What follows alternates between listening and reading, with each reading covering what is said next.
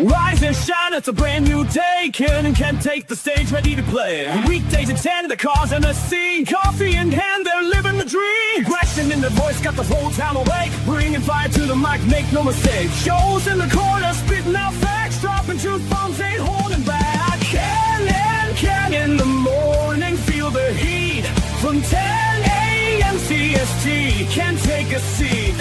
Live and loud, they're great in the mind.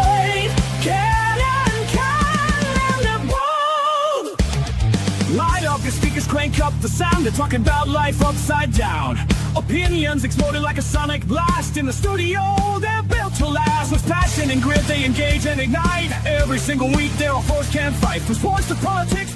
This is a Huddle Sports Network broadcast. You can find us on Roku TV, Amazon Fire TV, Facebook, and of course YouTube. Get all your NFL news here first. Good morning and welcome to another edition of Ken and Ken in the Morning. Of course, I've got Ken with me, and of course, look, Red, always on time. You know he'd rather be fishing. Good morning, guys. What's up there, Fred? Oh, let me get.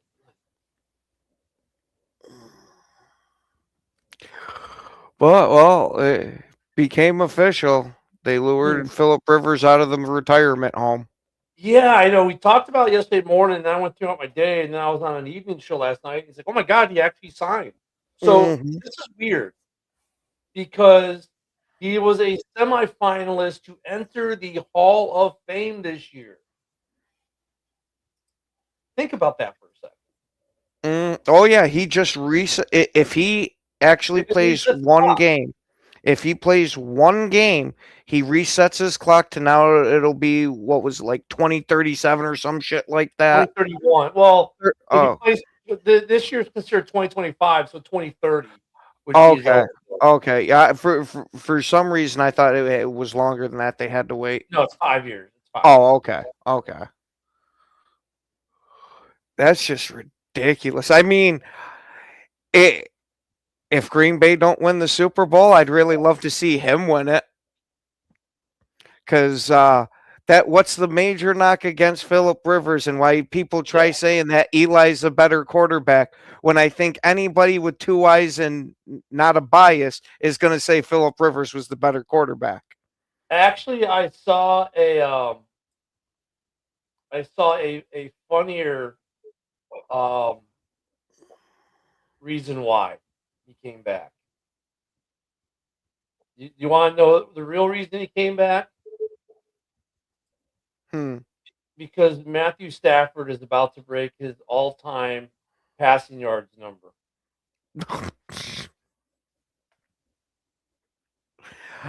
I got a feeling it might be that maybe he needs an extra paycheck or two to feed that army of kids he's got on the farm.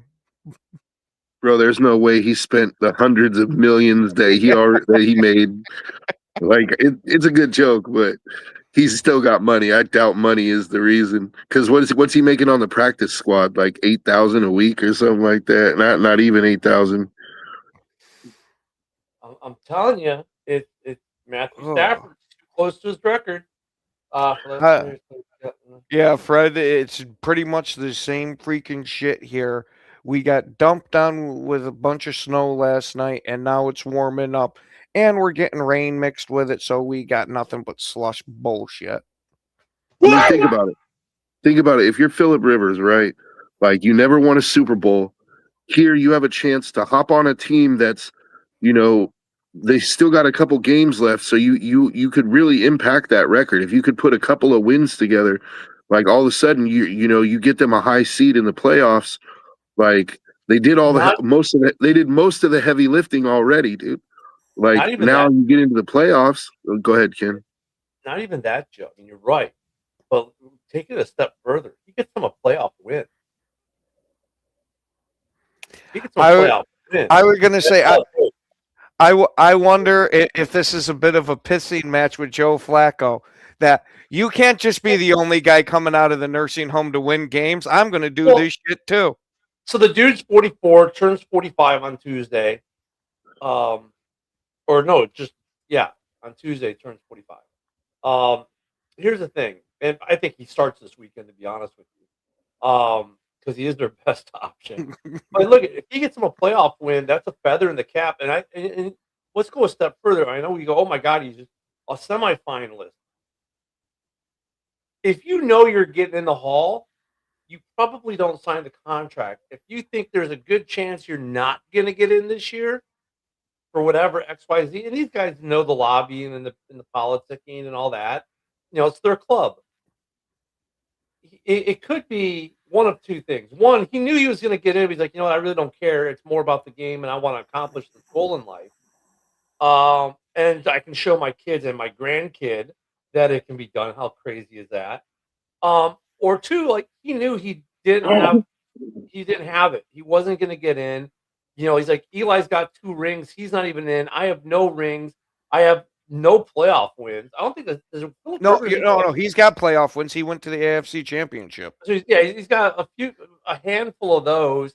He's like, you know who else has records like that? Tony Romo, Jay Cutler. The NFL is littered with quarterbacks with great numbers. That Romo doesn't have the playoff win.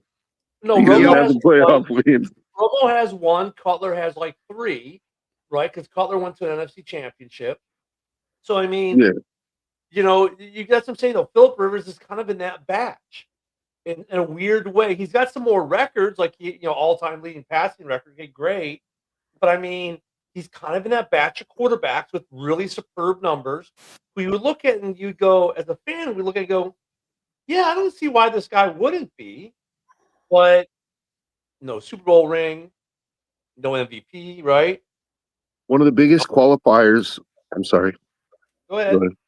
One of the biggest qualifiers that the Hall of Fame writers who actually vote on the players look for is were they a top 5 player at their position for at least a period of 5 years.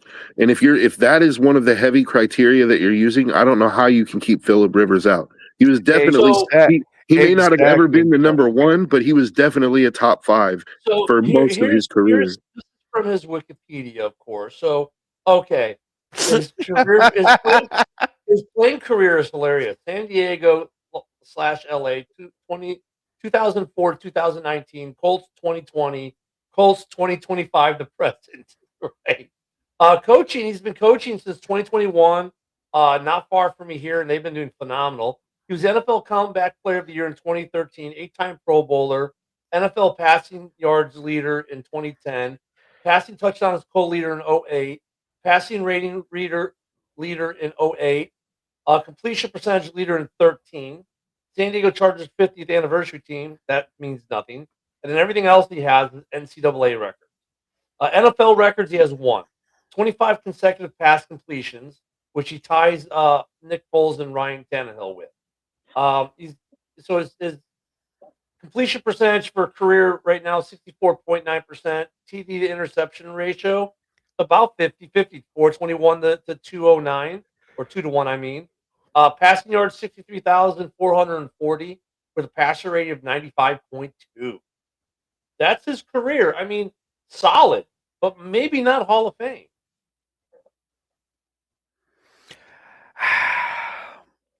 I personally think that Philip Rivers is a Hall of Fame quarterback from 8-time Pro Bowler. From watching him play, he, like Joe said, he was constantly in the top 5 of these quarterbacks. Now, he had the unfortunate happenstance of playing in the generation that had Tom Brady, Drew Brees, Aaron Rodgers, that sat there and kind of skewed it a bit on them. Well, I think he's a lot better quarterback than Eli. Joe's reaction was best. 8-time Pro Bowler, but Joe, Lance Briggs, 7 straight Pro Bowls, not even a semifinalist this year. Yeah, I know. Peanut Tillman, not even a semifinalist this year. That's the guy who engineered the peanut punch, which is still revolutionizing football today. I mean, so the Pro Bowl. The thing that I don't get is all those accolades that you read off. I didn't hear one first or second team All-Pro, and that to me is a travesty because Like, and this is coming from a Raider fan. Like, I am no fan of Phillip Rivers. Like, let me tell you, like I used to hate Phillip Rivers, and then I used to love watching the Raiders sack Phillip Rivers. But like, no first team or even second team All Pros. You're telling me that season that he went to the AFC title game, he didn't deserve first team All Pro on a torn ACL? That's just according to his Wikipedia. I mean, on a torn ACL, went to the AFC Championship game, and it wasn't like they just rode LaDainian the whole way. Like Phillip Rivers, look at his stats from that season that they went to the AFC title game. Like, so yeah, I mean, he had 6 postseason appearances, 4 division titles in his career. He led them to their first playoff win since 1994 in 2007 when they went to the AFC Championship game. He reached the playoffs with the Colts in 2020. He's ranked 5th all-time in passing yards and touchdowns, both of which are the highest ranking amongst quarterbacks without Super Bowl appearances. He's also 2nd all-time in consecutive regular season starts by a quarterback, having started every regular season game between 2006 and 2020. He is considered among the greatest quarterbacks that never played in the Super Bowl. And I agree with that. You know, I agree with that. To me, it sounds like you're reading Dan Marino's credentials to get in the Hall of Fame. He got in. He didn't have no Super Bowl, but he was one of the best damn quarterbacks of his era. To me, that's Phillip Rivers. But Dan Marino did play in a Super Bowl, though. Yeah. I was going to say that could be a very big differentiator for the voters. Phillip Rivers isn't in. Troy, I am the worst quarterback in the Hall of Fame. Aikman is. Which that alone should be an argument, like, because Troy Aikman has his career stats, they're very Terry Bradshaw-ish. Like, they're very Terry, like, I Bradshaw gets people nowadays that, they're like, oh, Bradshaw's a Hall of Famer, he won 4 Super Bowls, but nobody ever goes and looks at his stats. Bradshaw finished his career with more interceptions than touchdowns, and it was like 150 touchdowns, like. And here, Phillip Rivers is 5th all time in touchdowns and in passing yards, and he's not going to go in the Hall of Fame. How? Like, doesn't the fact that he's 5th all time in both touchdowns and passing yards make him a top 5 quarterback? And dare I say, Troy Aikman could be the reason why Eli doesn't get in, because people look, we make this argument about how bad Troy Aikman is, but yet he's in the Hall of Fame. And look let me see how bad Troy Aikman is. I mean, he's bad in terms of the Hall of Fame quarterbacks he's surrounded with, right? And Troy gets in only because his team achieved 3 rings. Because Troy, in of himself, is not a Hall of Fame quarterback. His team made him a Hall of Fame quarterback. Well, you could probably say the same thing about Eli. Like, Eli, in of himself, not a Hall of Fame quarterback, but his team made him so. And yeah, he's got 2 Super Bowl rings. I think Troy Aikman's a reason why some guys like Eli maybe don't get in, because the Hall is one, people make this argument about Troy Aikman all the time, and they're really not wrong, or Terry Bradshaw, and they're really not wrong, right? So now you look at a guy like Phillip Rivers, who has a massive amount of numbers, but no Super Bowl. Ken, I got to interject here that I think that there's a difference between Terry Bradshaw, Troy Aikman, and Eli.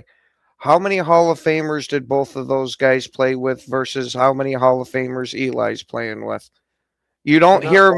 I was going to say you don't hear many people arguing about, there's like 5, 6, 7, 8 guys on that 2007 roster there that they're definitely getting in. He had Michael Strahan. Can we name another Hall of Famer? Because I don't know one besides Michael. No. I mean, it depends on if you consider, like, Plaxico Burress a Hall of Famer. He made a clutch throw to Manningham, who is also never going to be in the Hall of Fame, and that might be a lucky catch. I mean, look at Cam's like, okay, yeah, sure. He made some clutch plays. Yeah, his playoff runs for those 2 Super Bowls, I will not take anything from him. He played outstanding. Outside of those 2 runs, though, he was very average. I mean, Cam, I'm just saying it's like, I get it. I'm not trying to poo-poo that, but I mean, at the same time, it's like, okay, he made a couple clutch plays. I mean, but if you look at the breadth of his career, what did he really do? That's the thing. Because he played so well in those playoff runs versus the contrast to how he played every other time, I think that's what makes it such a weird thing with Eli. Those were absolutely outstanding runs, but it's hard. It's probably hard, and this is just an assumption here. And granted, this is a bit of a joke, but for the writers to get the Eli face stuck out of their head of him just sitting on the sideline of, do we really want to put that in the Hall of Fame? Right. But he's NFL royalty. He's getting in, dude. He may not get in first ballot, but there's no way they're leaving Eli out. At some point, yeah, I would think he is.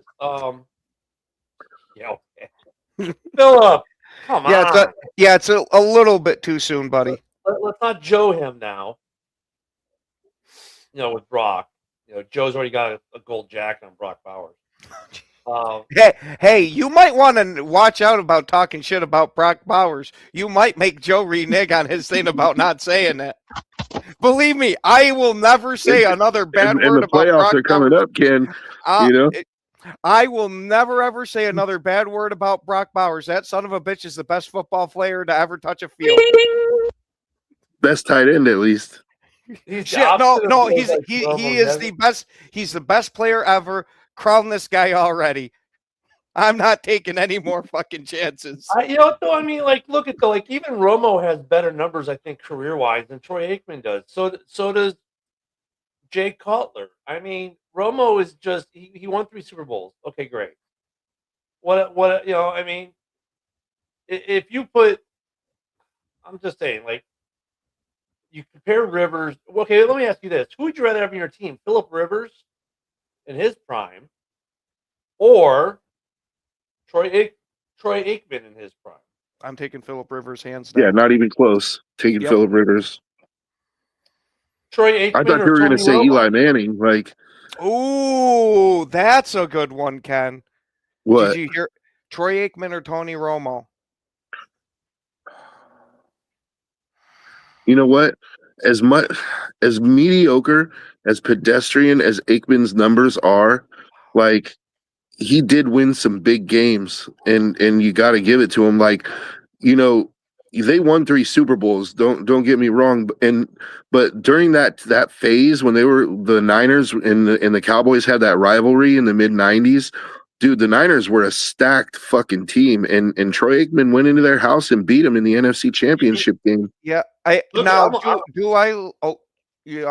go ahead, Ken. I agree with Philip. Give me Romo over Aikman for those games. I mean, okay, Joe, I'll grant that he went in there and they won games. Cool, but you know what? If Romo was a quarterback, they still would have gone in there and won games. If Cutler was quarterback, they would have gone in there and won games. If Philip Rivers was a quarterback, they would have gone in there and won games. I am definitely going to. Is just what Aikman is? He is the neckbeard with rings. I think that's discrediting him. A little bit better. He's better than Kyle Orton, okay? But he's basically a better version of Kyle Orton with rings. That's what he is. But see, I do not believe that they would have won the 3 Super Bowls with Romo, because do not forget, in these playoff games that Romo was in, he not always, but a majority of the time, he had some big gaffe in that playoff game that caused them to lose, where Troy Aikman did not. Now, do I like Romo personally and as a commentator better than Aikman? Absolutely. But on a football field, give me Aikman. Well, in the regular season, I might take Romo because his stats were outstanding. But bouncing off of what Ken said, so as soon as you said Tony Romo, the first thought that popped into my head was that playoff game against Carolina where he threw 4 picks in the first half. As bad as mediocre as Troy Aikman was, I cannot remember a single playoff game where he threw 4 picks in the first half and just totally buried his team. Like, and that's what I'm saying is sometimes it's what you don't do, right? Like, and for me, that's why I would take Aikman is because, like, while his numbers were pedestrian, he never buried the team in a playoff game like that. Like, you know, he might have a pick, but it's like I'm struggling to even remember a two pick game for Troy Aikman in a playoff game. I'm right there with you, Joe. That's why, unfortunately, I got to take Aikman as a football player. I believe that he is a better quarterback than Romo, at least when the times matter. Now, granted, Romo did have some good numbers and won't take that from him, but when things mattered, he cracked. Remember that fumbled snap on the extra point? Cost him the playoff game? That's the one that popped into my head when we were talking about it. So that play there, though, changed the NFL. Because no longer are quarterbacks the holders. Mm-hmm. I mean, I was going to say, how many years did we see it was the backup quarterback as your holder? Because if you wanted to do that fake field goal, you wanted somebody that could kind of throw. Well, they said, well, if we're only looking for kind of throw, we'll teach the punter how to throw. Thank you. I agree, Philip. And he's a I don't know. commentator. I'd have to go back and watch those Super Bowl performances again and see how Aikman did in the biggest stage. Like, you know, it's been a while. Mm-hmm. I hope you guys enjoyed the cameo by my grandson in the background as we got invaded by 3 cats and a grandbaby. Sounds like the name of a new sitcom. Hey, look, I got something in common with Philip Rivers. We both have a grandkid. I think that might be where the comparisons end, though, buddy. You know, like I think this might sound like a crazy comparison, but like I think a better question would be like, who would you, if you take the blinders or you take the rose-colored glasses off and you compare Peyton Manning and Philip Rivers in the playoffs, like I think there's an actual argument to be made there. Like outside of, Peyton Manning won a Super Bowl with the Colts, right? They had a great team. And then he won one with the Broncos, but come on, let's be honest. Like the defense won that Super Bowl for him. Like, so if you take his whole body of work and compare it to Philip Rivers, like I think there's an argument to be made there. Like, if somebody told me they would rather have Philip Rivers in the playoffs or in a game than Peyton Manning, I wouldn't call him crazy. It's just kind of strange, man. I mean, think about like we haven't seen Philip Rivers since COVID. Yep. And for him to be a semifinalist for the Hall of Fame this year, and we're arguing the merits of him already being a Hall of Famer, and he decides, you know what? Yeah, Indy, you need some help. I'm going to come out of retirement. You know, I mean, because the high school football season's over. So here's the funny thing: if his plan is just to play this season, the remainder of this season, and whatever the playoff run should be, and then go back to the couch, he is not even going to miss a single game for high school football, probably. Because most state championships are long over. His high school football season's over. So, like, he's not going to miss a beat. Can you imagine that? Hey, my high school football coach is currently the starting quarterback for an NFL franchise. I mean, Jesus. I mean, I got a compelling question for you though, for all of us. How far does Philip Rivers have to go if he does end up playing? How far does he have to go to where this decision to return actually helps his Hall of Fame status rather than hurt it? Win one. You think so? Game. I don't think it can hurt it at all. I think the fact is, if he comes back and is even halfway decent, if he has a completion rate around 50% and has a 2-to-1 touchdown ratio, or even maybe a 1-to-1 touchdown interception ratio, I think he's okay. I don't think at this point he can hurt himself, but he can help himself because when in terms of hurting himself, he comes back up in 2030. Say, yeah, but what about that 2025 year? You mean when he came off the bench when he was a semifinalist last time? At 44 years old. Yeah, they would to help a team out that had no quarterback because of their injuries and everything else, and to do what he did. In fact, I think it already helped him being self-sacrificing, right? In that regard. I mean, I don't look unless he comes out and throws 15 passes and 14 of those are picks. I don't think he can hurt himself. I honestly But if don't he wins even. a playoff game with this team, or even gets into an AFC Championship game. Hold on. Let's fucking walk the dog here. What does it do for him if he wins the Super Bowl with them? But that's what I was gonna say. Is like I kind of feel like it's Super Bowl or bust, dude. Because if he comes out, I mean, maybe AFC title game, but if he makes an AFC title game and loses, right? Then it just further cements that argument. Well, he couldn't win the big one, right? No, it doesn't. And I don't know. I don't know at 44 years old if that's going to be the not coming out 5 of years retirement. on the couch. The guy spent 5 years on the couch, was a semifinalist for the Hall of Fame, came back and took him to an AFC Championship game off the couch at this point in the season. I mean, all these mitigating factors will be factored into this outcome.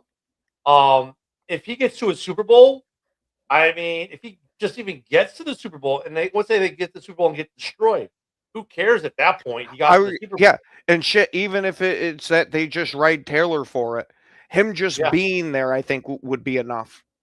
I mean, because you look at the situation the Colts are in right now, dude. Without Phillip Rivers, they have no shot. None. Mm-hmm. They might as well have you or I at quarterback. That's the shot they have. But just remember, Phillip Rivers, like his last year, he looked really washed. Like he looked that's really what happens washed after a long ass career, though. But look how Flacco looked after coming off the couch. He retired, was on the couch for basically the whole season. The Browns bring him back with 5 games left, and he takes them into a playoff run. So I mean, and now look at Flacco 3 years later, still going. I mean, yeah. Granted, this is a little late for a complete rebirth of Phillip Rivers, but there is some precedence of guys coming back. I was going to say, Ken, I think that is a very good comparison because we were all talking about how washed Joe Flacco was before he retired. That, man, was he even ever really in that elite conversation? They were even going in the past and talking shit about him. Well, now that he had that year off and came off the couch wiping the freaking Doritos off his shirt and went and won a playoff game, that sure changed a lot, and especially with the way he's playing now. Yeah, and then you look at it like last year was kind of like, okay year last year, but then you look at this year, he kind of got used a little bit, like, the whole Cleveland situation. And then they said, but look, in Cleveland, he kind of like was the bridge that kept them afloat. And look, they did right by him by sending him to Cincinnati, where he had a better chance of winning, because they knew they'd have a chance. They said, we don't have a chance of winning, Flacco. Dude, we're wasting your time. We're going to send you to Cincinnati. Think about it. That's like the Bears trading the Packers a quarterback in season. Fucking fertile, Phil. So look at if you want to think about this Flacco trade to Cincinnati and how big it was, that's like the Bears trading their starting quarterback to Green Bay, because that's basically what happened with that trade. Because Cleveland and Cincy are just as big of rivals within their state, right? So they sent him off to Cincy to play for Burrow, and he kept Cincy viable, right? I mean, dude, he played. He almost beat the Packers. He almost beat the Bears. I mean, he kept them in games. Like, he made those games worth watching. Flacco shows you that if sometimes you just need a break, whether it be a full season or 3/4 of a season. Now, Rivers taking 5 seasons might be a little extreme, but this is Phillip Rivers we're talking about. I think there's a path for Phillip Rivers, but I think you have to keep him away from the deep ball, because it's just like Flacco. Like the arm strength is no longer there. But what did the Bengals and the Browns, when they were having success with him, what were they doing? It was that short and intermediate game. It was taking advantage of Flacco's mind, right? Like that, his ability to read a defense, to see what they're doing, and okay, this is going to be my choice, right? Like, this is going to be my route. Like, this guy should be open, and reading the field like that. And Phillip Rivers can do that. Like, he's very good at. He has a mind for the game. So I think I would be running a lot of short and intermediate stuff, and just count on him to make those plays, to see the coverages, and like I think, but I would keep him away from the deep ball because I think that's just a disaster waiting to happen. That's just my take on it. I think if you brought him in there to game manage and just run the shit out of Taylor, like, have him throw when he needs to, short and intermediate stuff. You have, Pittman is a pretty decent receiver, right? I would assume that's the game plan, Joe, though, because like you're not you got to look at a couple things. They probably, here's the reason why the Colts probably call Philip Rivers. The last team he played for was them. The playbook isn't the same, but it's not like unworldly different where he's going to be able to catch on. And with now, if he plays this week, he'll have had 3 or 4 days with the playbook. I think it's going to be short, intermediate passing, and a long ball. Be like, just do a go route. Okay, basic long ball. I don't think it's going to be anything too complex. I think it's going to be a very dumbed down offense for this time of year, which actually may work to their benefit too, if you think about it. They don't have to do Ben Johnson offense with Philip Rivers. Just like here, hand the ball off, short, intermediate, good thinking passes. Don't turn it over. I mean, as they progress throughout the weeks, because he's such a good professional, they're going to add wrinkles from this week to next week to the following week to the playoffs. Yeah, and that's what I'm saying as far as the path, because what are the Colts like? They have an excellent running back. They have a really good rookie tight end, right? Like, but it's like just run the ball and play good defense. If you can play good defense, like those are things that translate well into the playoffs, right? Like that's what I would try to do if I was them. I wouldn't try to put it on Rivers' shoulders, but that way it's not like you're counting on him to win the game for you. It's just like then his presence becomes a bonus, right? Because like he has that mind, so that when you have to throw, like he can do it. But I wouldn't put it all on his shoulders. I wouldn't like tell him you got to win these games for us. Like, so right now they're 8-5, so they're on the outside looking into the playoffs, right? Barely. But they're right there. They're 8-5. We talked about yesterday about a team who fell off. They're 8-5 now. Their remaining schedule, and you figure they probably need to win get to 10 wins to get in, probably. So they're at Seattle this week. They go home, then they're at home. And that's Christmas week already, geez. Against the 49ers. Then they're at home against the Jags, who just smoked them this week with no quarterback. And then they finish the season in Houston against the Texans. Not an easy schedule. Especially that Houston game. I really don't want to see Philip Rivers die on a football field. And you're talking, he's playing, all 4 games are against playoff contenders. You know what? I think with that said, like, I was unaware of the Colts' remaining schedule. I think a playoff berth pretty much seals, if he can come in and win enough of those games to get them to the playoffs, like that's a tough road, dude.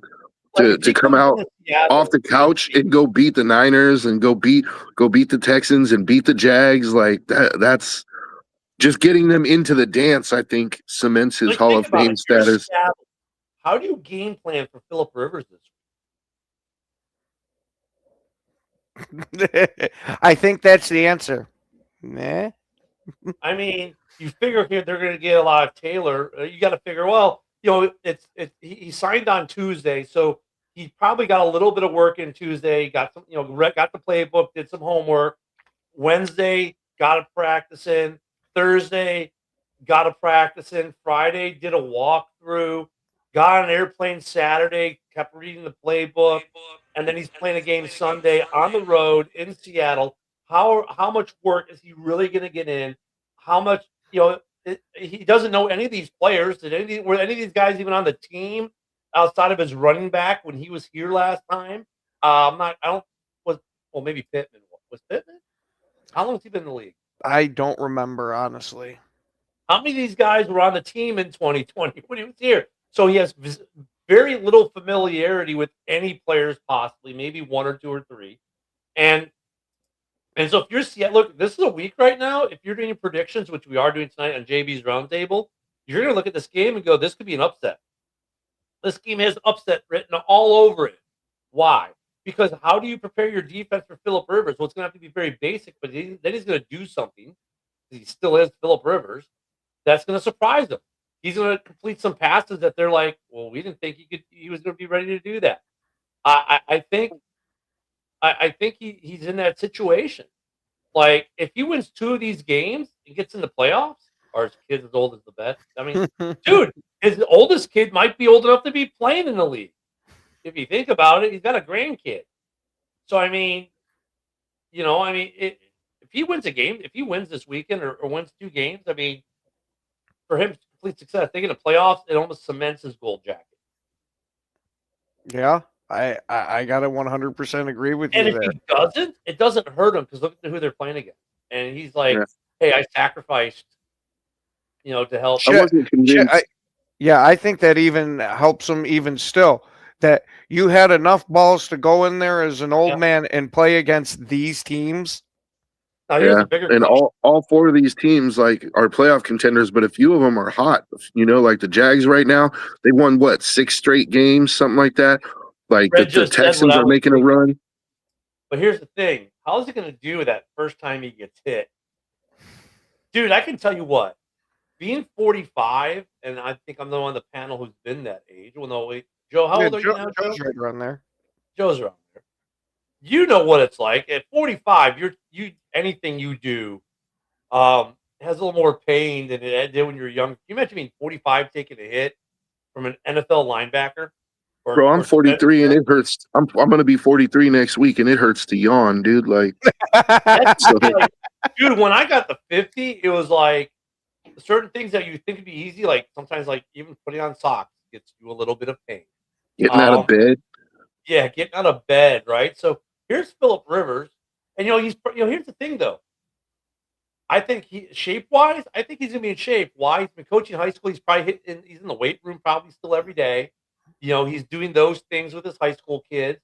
I think physically he's gonna be in shape. But being in shape, at least because he's been in the weight room, maybe doing some cardio, stuff like that, is one thing. But he hasn't taken a hit in 5 years. He also hasn't had to take a drug test in 5 years. I'm not saying that's what it is, but maybe. He just went and cycled up for a couple of years, and now he then got clean, and now all of a sudden he's like he can piss clean, but he's like super jacked. Don't worry, Joe. He'll be allowed to pulse. Yeah. Oh, they're giving him the John Jones treatment. No, dude, look, I'm not for fantasy. But here's the thing about Rivers, though. Like, I think he'll take a hit just fine because Philip Rivers, like, again, like I said, I'm no fan of Philip Rivers, right? But one thing I got to give that son of a bitch is he's a tough bastard, dude. Like, I've seen the Raiders defensive line pound on that dude for a whole game, and he just he never goes out. Like he never goes to the sideline. Think of the last time you saw Philip Rivers go to the sideline like, "Ow, my wrist hurts," or "Ow." The dude played an ACL. The dude played with no ACL. So here's the question. And Jim says, okay, what if you got 1 week left in your fantasy league, you've lost your quarterback, and if you're this league, I mean, first off, who's your quarterback that you lost your quarterback? You're probably not in playoff contention. But would you pick up Philip Rivers for fantasy? Well, if you're in a league where your quarterback just went down, I mean, you're not going to get another quarterback off the waiver wire probably. So yeah, you would, I guess. But even in a 12-man league, you should have at least one good quarterback on your roster. Even if you don't, I would take anybody else off the waiver wire that happens to be sitting there than trying to hang my hopes on my fantasy on a 44-year-old quarterback coming out of retirement. How bad is your fantasy football team if you're at this point you don't have a quarterback? That's fair, but let me also throw this out there for all of my fellow conspiracy theory guys. The NFL loves a good story. That's one thing we know. And Philip Rivers coming back at 44 years old off the couch is a good story. So I'm just saying there's a non-zero chance that they might get some ref help over the next couple weeks that keeps them in games or gives them potentially opportunities to win games because it looks good. It's a good feel-good story for everybody, right? Joe hit it on the head. It is. Look, the NFL loves storylines, but yeah, don't start them on your fantasy league. And if you really need a quarterback that bad in your fantasy league, you're probably not making your playoffs anymore. Oh, okay. 3 quarterbacks is an option? Jeez. I mean, well, look at depending on what your other flex option is. I mean, you could, you might pick him up to stash him on the bench in case he goes off this weekend. But yeah, I really like Philip Rivers as a quarterback and all of that, but I'm not wasting a fantasy roster spot on him. No, but I mean, like, if your other roster spot was going to be like, oh, let's think of a quarterback will get no numbers this week. Jameis Winston, Tagovailoa, who's going to be playing in another Frozen game where he's not going to throw as much.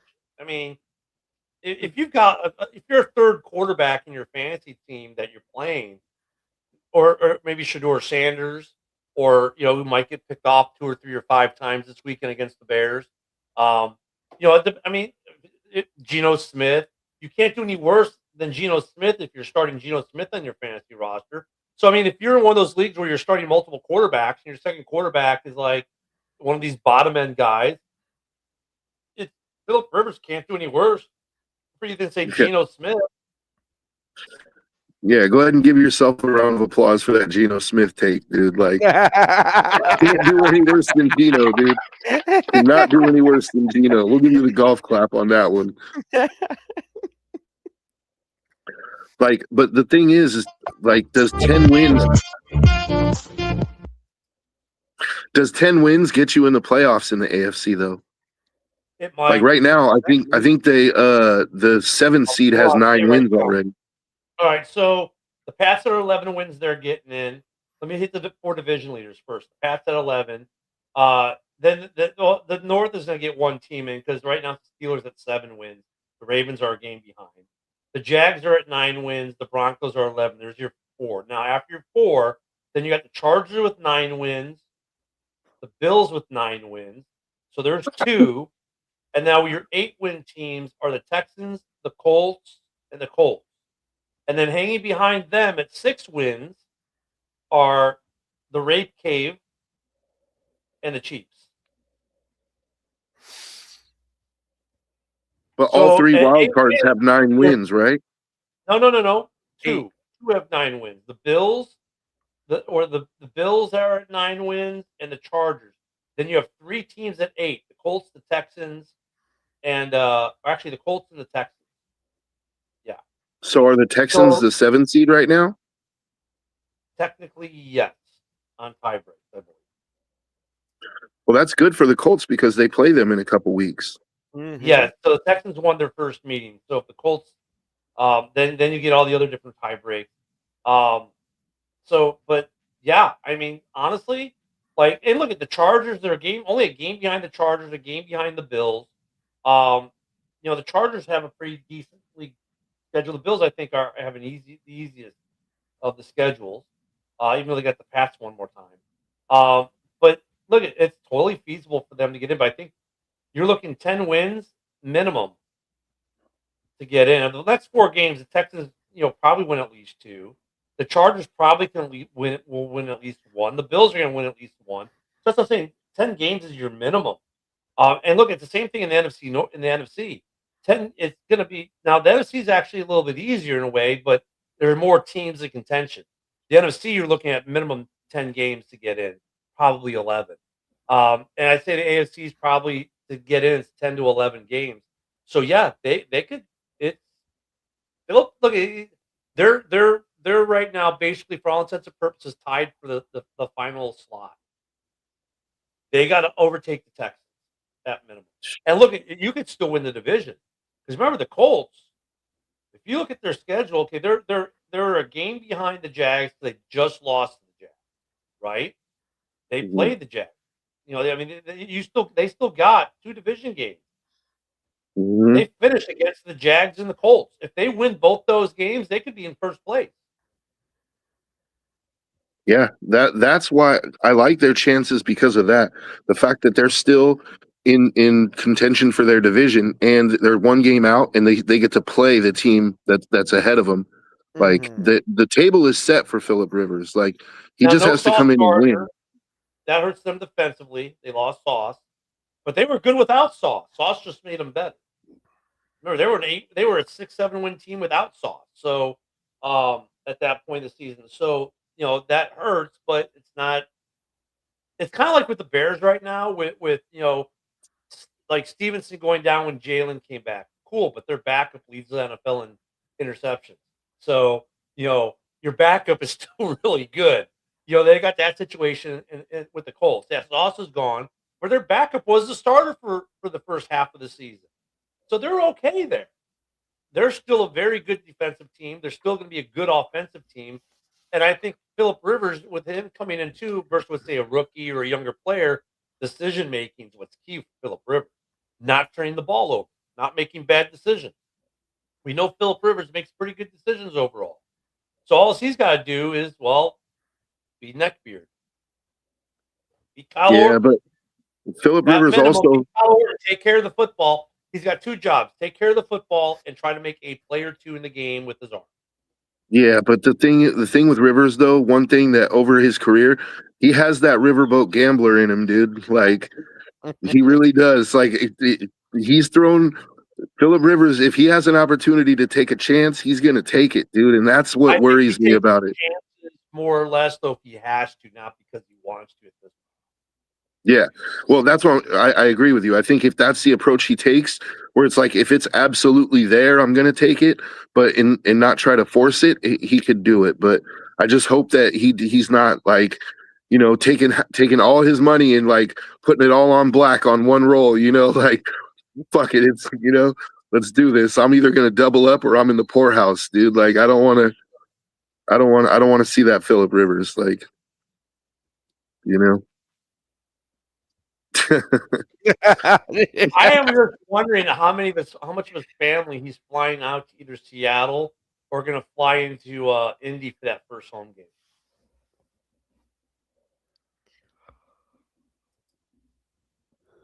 Yeah. Shit, they'll have to carve out an entire section of the stadium to get his family in. Oh, we looked this up Barry. last night, by the way. He is only the second player in NFL history to be a grandfather and be actively playing. Who the hell is the other one? Let me see if I can bring it up. Let me see if Brock still has my query from yesterday. Yes. Okay. Rare grandparents in professional sports. There are only 4 or 5 ever in professional sports that were grandfathers and still playing in the league. The 3 from soccer were Amar Gunnarsson, who's an Icelandic striker. Okay. And he had his grandchild in 98 and played until 2001. Raya, a Brazilian midfielder who was a 1994 World Cup winner, became a grandfather at the age of 33, so that's kind of cheating. And he only played for a year and a half after that. Simeon Royce, an English goalkeeper, is reportedly now a grandfather and is still playing with Gillingham, but that's in a lower league, not the Premier. In the NFL, Philip Rivers, as of December 2025, is one. I'll give you guys a guess. Who is the other grandfather in the NFL? Was it Brett Favre? Yeah, it is Brett Favre. He became a grandfather in 2010 when his grandson Parker Brett was born, and he was 40, and he was playing with the Minnesota Vikings. So Philip Rivers would be only the second NFL player if he plays in a game to be a grandfather. So 5. There's never been a grandfather in the NBA, MLB, or NHL, even though I think LeBron James is trying to make the case for it. But yeah, that's it. 4 to 6 documented cases across all pro sports are reliably known. That's it. That is it. Crazy, isn't it? And I can kind of understand the soccer ones a little bit. Some of those, the one guy though cheated. He was a grandfather at 33. Holy crap! I don't know if that's cheating or just so much bad parenting.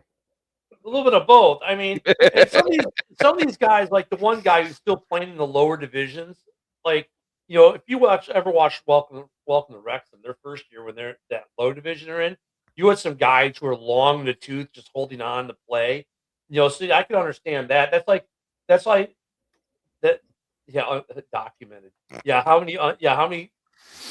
How many of those guys had kids when they were rookies and played 15-year careers, and their kids had kids? That's the problem. Think about it. You would have like the only guys who really have a shot, if you think about it, of being a grandparent while they're still in, are the guys who had their first kid maybe while they're in college still, and then put together like a 20-year career where maybe their kid had a kid when they were 18, 19, 20. I mean, unfortunately, we can't forget the people that have kids at like 13, 14. Yeah, I know. But you figured some of these pro athletes, their kids aren't doing that. Money usually, and with money, I've seen a lot of irresponsibility come with money. I understand, especially family money. But usually they a little different. They live in a different situation. Put it that way. But yeah, I mean, you can see why it's so. I mean, you got to have a 20+ year career usually, unless you're this guy from Brazil who was a granddad at 33. Jesus. What the heck? Did his kid have a kid at 13? That might have been the case right there. Jeez. 33 years old and you're a grandfather, they'd almost have to. Like you had your kid at 18. I mean, he's on the road all the time, dude. He might have had his kid at 13. Yeah. He's on the road all the time, dude. Like, he's not really there to be a dad. There were cases where you could have almost had that, like Ken Griffey and Ken Griffey Jr. They were both playing together in MLB at one point, right? They were both in the league at the same time. That could have been a scenario if Ken Griffey Jr. had a kid. Then Ken Griffey Sr. would have been a grandfather playing baseball. But we have seen it where we've had father-son combos play in the pros. That's happened a few times. So those could have been possibilities. Yeah. Now, I know, right? Any kickers? But even the kickers retired by the time they're 40. I was going to say, do kickers count as football players? Man,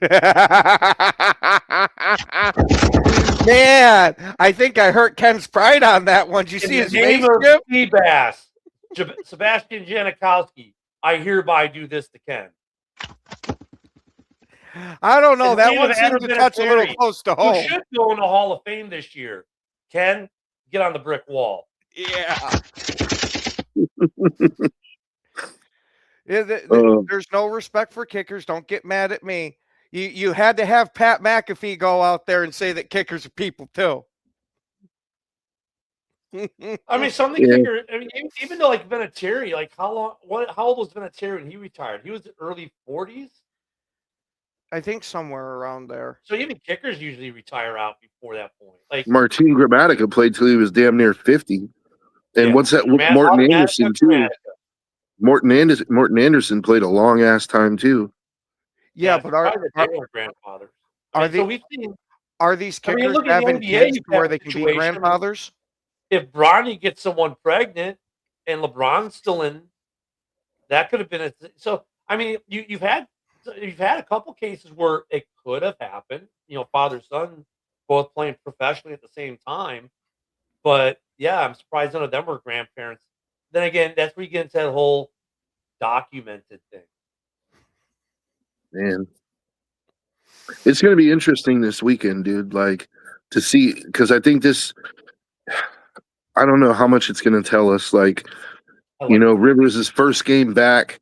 Like, you have to think he's going to be starting, right? Like, I mean, they're not going to throw a backup out there. What else they got? Oh, our left tackle is now our quarterback. That's what they got. That's what I'm saying. God. Speaking of how we brought up Eli earlier, we can now bring his backup into it. Hefty lefty. So and shocking news: Eli has now decided to come out of retirement to try to get in the Hall of Fame. It's like it just makes me wonder, like how much will we really be able to learn from this game against the Seahawks? Because like you said, the playbook is going to be overly simplified, right? What you're going to learn is how much of a hit you can take, how he is physically. I think physically you're going to learn a little. Mentally, you'll learn a tiny, And as far as like how strong the arm is, you're not going to learn that quite yet. But I think he'll surprise people because you got to figure the thought is, well, look at 2020, his arm strength was going down, blah, blah, blah.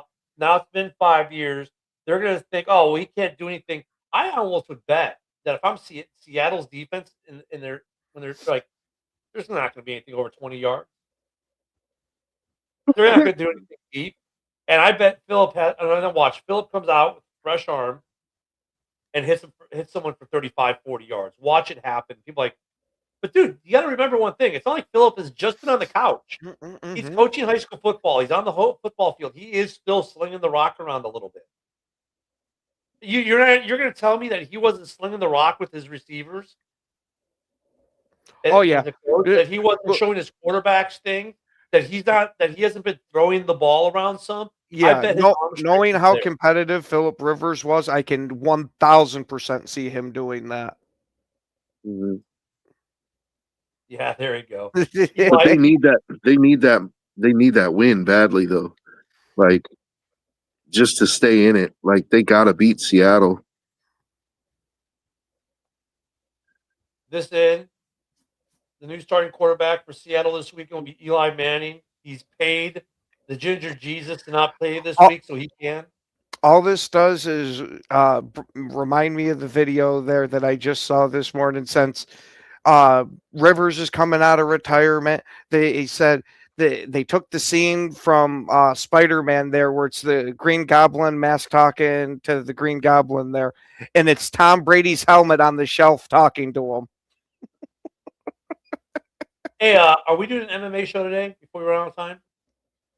Yeah. All right, before we run out of time, let me do some shameless plugging. Don't forget today, we will have the MMA show at 2 o'clock.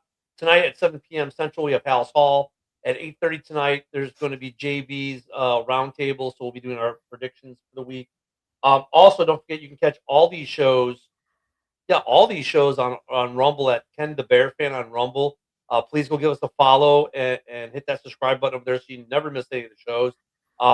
You'll also catch most of these shows today on Rob's X, which is what is Rob's X? I just know username. You can on Viking Rob on X, or you can catch him at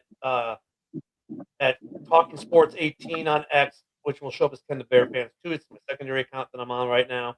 You can catch us on the Huddle Sports Network on Facebook. You can catch us on, well, if it's working, the Huddle Sports app on the TV. Just want to get those. Yeah, Fred, Fred's on a lot of the shows, man. You gotta look. But if you go to Rumble, you don't even have to set an alarm. Rumble will just tell you. So please go give us a follow at Rumble too. It helps us out, especially when you hit those likes and subscribes. It helps out more than you know. Dude, this weekend is gonna be fun. Today's going to be fun with all the podcasts that Ken and I are doing today. Oh, my God. But Wednesday's always our heavy day. But it is going to be a fun weekend. And we haven't even started touching the other games because there's some big games this weekend. In the NFC North, there are some huge games like, dude, Detroit, Green Bay, tough games. The Bears go to Cleveland. You've got stuff going on in the AFC North, some big division, a lot of division impact games. It's playoff crunch time. I can't believe we're already at this point, week 15 of the season. It's like, can we please slow it down? I want football to last longer. I don't want to be in the off season yet.